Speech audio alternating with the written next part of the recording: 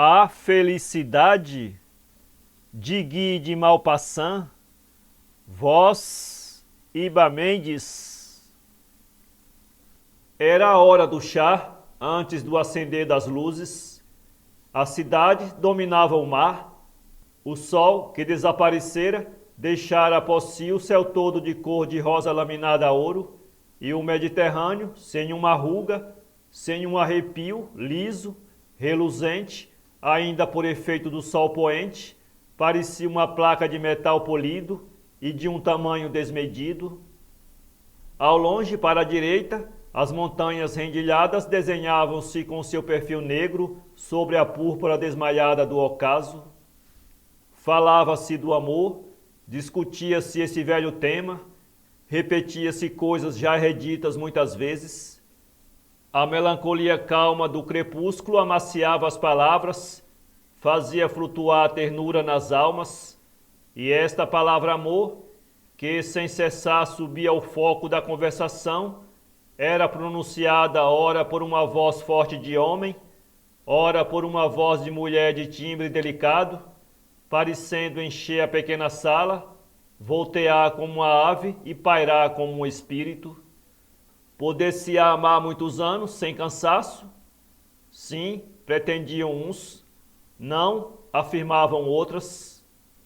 Distinguiam-se casos, estabeleciam-se confrontos, citavam-se exemplos, e todos, homens e mulheres, cheios de recordações que surgiam perturbadoras, que não podiam citar e que lhes vinham aos lábios, pareciam comovidos, falando desta coisa banal e soberana, o acordo terno e misterioso de dois seres, com uma emoção profunda e um interesse ardente. Mas de repente alguém, tendo os olhos fitos nas distâncias, exclamou: "Ó, vem lá ao longe o que é aquilo?" Sobre o mar, no fundo do horizonte, surgia uma mole bruma, enorme e vaga. As mulheres tinham se levantado e olhavam sem compreender que coisa surpreendente era aquela que nunca até ali haviam visto. Alguém disse: "É a cócega. Vê-se assim 2 ou 3 vezes no ano, em certas condições atmosféricas especiais, quando há de uma limpidez perfeita não oculta por esses nevoeiros de vapor de água que ficam sempre distantes." Distinguiam vagamente as elevações, julgavam reconhecer a neve dos cumes, e toda a gente ficava surpreendida, perturbada, meio assustada por aquela rápida aparição de um mundo, aquele espectro saído do mar. Talvez que tivessem daquelas visões estranhas aqueles que partiram, como Colombo, através dos oceanos inexplorados. Então um sujeito já idoso, que até então estivera calado, disse: "Ora, aí tem. Conheci aquela ilha que se levantava na nossa frente, como se ela mesma quisesse responder ao que há pouco dizíamos e relembrar-me uma singular lembrança. Conheci naquela ilha um exemplo admirável de amor constante, de um amor inverossimilmente feliz. Foi o seguinte: fiz já lá vão 5 anos uma viagem à Cócega. Essa ilha selvagem é mais desconhecida de nós e está para nós mais distante que a América, muito embora seja algumas vezes percebida das costas de França, como hoje acontece. Imagine-se um mundo ainda em caos, uma tempestade de montanhas que separam ravinas estreitas, por onde rolam torrentes, nenhuma planície, mas imensas vagas de granito e gigantescas ondulações de terra, cobertas de mato, ou de altas florestas de castanheiros e pinheiros. É um solo virgem, inculto, ermo, muito embora por vezes se vislumbre uma aldeia que mais parece uma pilha de rochas no alto de um monte. Nada de cultura, nada de indústria, nada de arte. Não se encontra ali um pedaço de pão trabalhado, um pedaço de pedra esculpida. Nunca ali se viu a recordação infantil ou requintada dos antepassados pelas coisas graciosas e belas. É isso mesmo que mais ressalta aos olhos naquela soberba e áspera região, a indiferença hereditária por essa conquista das formas sedutoras que se chama arte. A Itália, onde cada palácio cheio de primores de arte é em si mesmo também um primor de arte, onde o mármore, a madeira, o bronze, o ferro, os metais e as pedras atestam o gênio do homem, onde os mais pequenos objetos antigos se arrastam nas velhas moradas e revelam esse divino cuidado da graça, é para todos nós a pátria sagrada que amamos, porque nos mostra e prova o esforço, a grandeza, o poder e o triunfo da inteligência criadora. E em frente dela, a córcega selvagem ficou tal como nos primeiros dias. O homem vive ali na sua casa grosseira, indiferente a tudo que não diga respeito à sua existência, até mesmo às questões de família, e conserva os defeitos e as qualidades das raças bárbaras, violento, odiento, sanguinário com inconsciência, mas também hospitaleiro, generoso, dedicado, ingênuo, abrindo a sua porta a quem passa e dando a amizade leal em troca da menor demonstração de simpatia. Havia um mês que eu errava através daquela magnífica ilha, com a sensação de que me achava no fim do mundo. Ali não há estalagens, nem botequins, nem caminhos. Chega-se por veredas àquelas aldeias de cabras que se agarram nos flancos das montanhas, que dominam os abismos tortuosos, de onde se ouve subir à noite o ruído contínuo, a voz surda e profunda da torrente. Bate-se à porta das casas, pede-se pousada para uma noite e comida até o dia seguinte, e sentam-se os que podem à humilde mesa e dormem sob o humilde teto, e na manhã seguinte aperta-se a mão que nos estende o hóspede, que nos conduz até ao termo da aldeia. Ora, uma noite, depois de 10 horas de marcha, cheguei a uma pequena morada completamente solitária, no fundo de um estreito vale que ia lançar-se no mar uma légua mais longe. Os 2 declives abruptos da montanha, cobertos de maquis, uma vegetação especial da córcega, de rochas esboroadas e de grandes árvores, fechavam como 2 sóbrias muralhas aquela ravina lastimavelmente triste. Em volta da cabana, alguns vinhedos, um pequeno jardim e mais adiante alguns castanheiros grandes, coisas com que se vive, enfim, uma fortuna para o possuidor, se atendermos à pobreza da região. A mulher que me recebeu era velha, severa e limpa por exceção. O dono da casa, sentado numa cadeira de palha, levantou-se para me saudar, depois tornou a sentar-se sem dizer palavra. A sua companheira disse-me: desculpe-o, está já surdo, tem 82 anos. Ela falava o francês de França. Fiquei surpreendido, perguntei-lhe: a senhora é corsa? Ela respondeu: não, nós somos continentais, mas há já 50 anos que vivemos aqui. Uma sensação de angústia e de medo me tomou ao pensamento daqueles 50 anos passados, num buraco sombrio, tão longe das cidades onde se agitam os homens.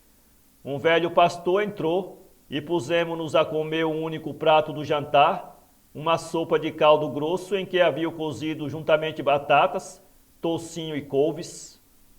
Quando a sóbria refeição terminou, eu ia sentar-me diante da porta, com o coração apertado pela melancolia da enfadonha paisagem, empolgado por essa mágoa que surpreende muitas vezes os viajantes em certas tardes tristes e em certos lugares desolados. Parece-nos então que tudo está prestes a acabar, a existência, o universo. Percebe-se bruscamente a horrorosa miséria da vida, o isolamento de todos, o nada de todas as coisas e a negra solidão do coração que se embala e se engana a si próprio com sonhos até a morte. A velha chegou-se a mim e, torturada por essa curiosidade que vive sempre no fundo das almas, mesmo as mais resignadas: com que, então, o senhor vem de França? Disse-me: sim, senhora, viajo para me distrair. É de Paris, naturalmente? Não, sou de Nancy. Pareceu-me que uma comoção extraordinária a agitava. Como é que eu vi, ou antes pressenti isso, é o que não sei dizer. Ela repetia em voz pausada: é então de Nancy? O homem apareceu à porta, impassível como todos os surdos. Ela tornou: não faz mal, ele não ouve. Depois, ao fim de alguns segundos: então deve conhecer muita gente em Nancy? De certo, quase toda a gente. Conhece a família de Saint-Alaizé? Se conheço, como as minhas mãos, eram amigos de meu pai. Como se chama o senhor? Disse-lhe o meu nome. Ela olhou para mim fixamente, depois disse com essa voz baixa que despertam as recordações: sim, sim, bem me lembro. E os Bresimari, que é feito deles? Morreram já todos. Ah, e o Sirmão, conhece-os? Sim, o último que sobrevive é general. Então ela disse, fremente de comoção, de angústia, de não sei de que sentimento confuso, poderoso e sagrado, de não sei que necessidade impreterível de confessar, de dizer tudo, de falar daquelas coisas que até ali tivera guardadas no fundo do coração, e daquelas pessoas cujos nomes lhes alvoroçavam a alma. Sim, Henrique Sirmon, bem sei, é meu irmão. E eu levantei os olhos para ela, espantado de surpresa, e de salto lembrei-me. Tratava-se de algo que fizera outrora um grande escândalo na nobre Lorena. Uma jovem, bela e rica, Susana de Sirmon, fora raptada por um sargento de cavalaria de um regimento que seu pai comandava. Era um bonito rapaz, filho de lavradores, mas vestindo bem a sua farda azul, o soldado que seduzira a filha do seu coronel. Ela vira-o, notara-o, amara-o sem dúvida na ocasião em que via desfilar os esquadrões, mas como lhe falara ela, como tinha podido ver-se, ouvisse, como ousara ela fazer-lhe compreender que eu amava, isso foi o que eu nunca soube. Nada sobre o assunto se adivinhara nem pressentira. Uma noite, como o soldado tivesse já acabado de cumprir o seu tempo, desapareceu com ela. Procuraram-nos, mas não os encontraram. Nunca mais tiveram novidades deles e consideravam-na já como morta. E eu encontrava-a assim, naquele sinistro vale. Então disse por minha vez: sim, bem me lembro, é a menina Susana. Ela fez que sim com a cabeça, as lágrimas caíram-lhe dos olhos. Então, mostrando-me com um olhar o velho imóvel no limiar do casebre, ela disse-me: é ele.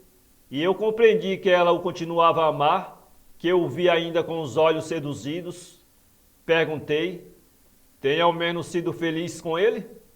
Ela respondeu com uma voz que lhe vinha do coração: oh, sim, felicíssima.